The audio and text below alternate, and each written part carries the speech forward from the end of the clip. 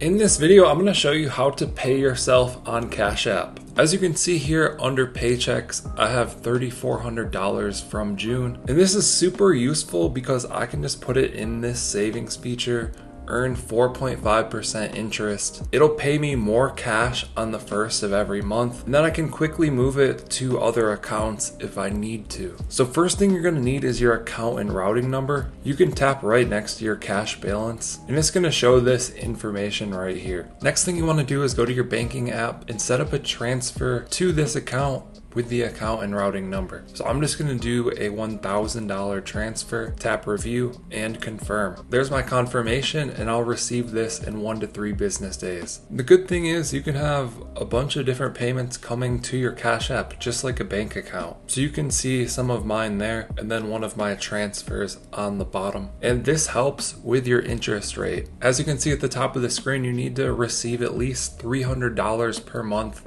to qualify for the highest interest rate. So I'll be getting 1,000 more and adding this to my balance. Hope you guys enjoyed this video, found it helpful. Let us know what you think down in the comments below. Like and subscribe if you want to see more videos like this. Thank you guys for watching. I'll catch you in the next one.